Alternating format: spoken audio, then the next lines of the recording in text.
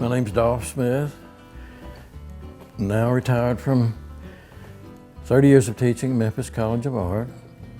I was born in Memphis, Tennessee, but at the time my parents were living in a little tiny town in Crawfordsville, Arkansas. When I grew up, I had never seen an original piece of artwork. I didn't know what it was.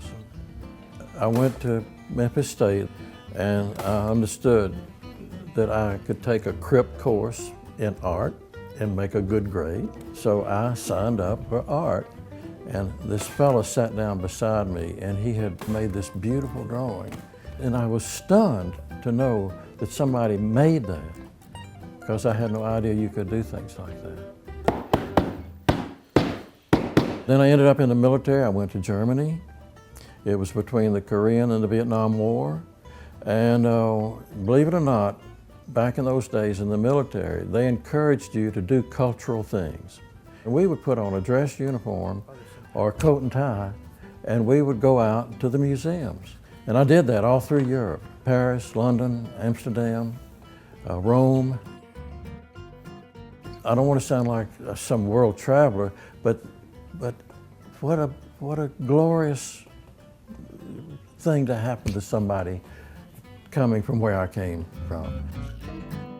When I started art school, I at least thought that the thing to go into would be advertising design, because it looked like you could get out and get a job. And so I went through the College of Art. It was in the Memphis Academy of Arts, but I went through and graduated with a degree and went into a little tiny studio in downtown Memphis. And I was an art director at one time, of all things. Had accounts. And missed that passion. And so I began to paint at night and on weekends. To live and work as an artist has been a gift that I will never get over. I tried to explain maybe how I came to try to be one, but still that doesn't explain the mystery that brings one into the art world.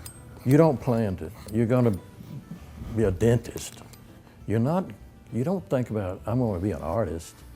At least I don't think many of us did. And then here we are by some magic, and I'm forever grateful.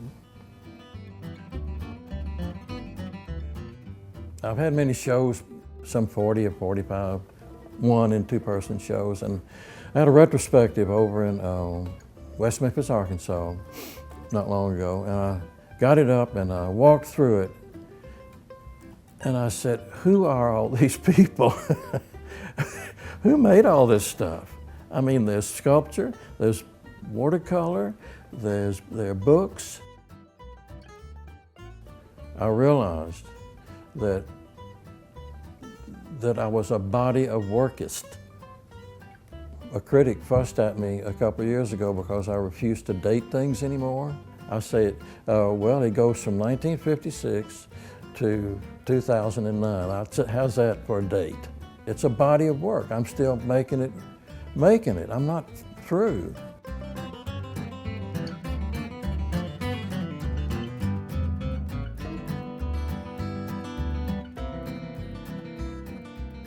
I don't try to have a schedule. That sounds too much like work. And I'd rather come in here and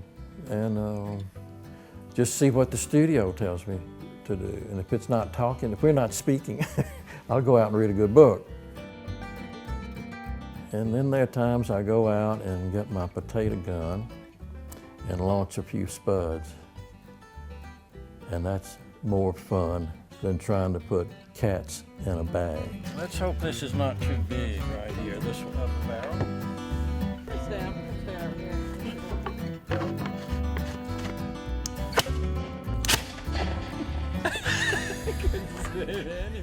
Gosh, when somebody asks you, what is your favorite thing about being an artist, you don't have a ready answer. You want to see it the way you've never seen it before, maybe, but not compromise it, not hurt it. respect it, but give it a new light, give it a new life, expand it. It's hunt and peck and exploration and risk and all the things I've been talking about. Gosh, I don't know the difference between M&Ms and a good Tootsie Roll sucker. They're both wonderful. You can't, it's like children, you can't pick a favorite. I don't know how to say, it just feels good to make a good piece of art. It's gotta feel good.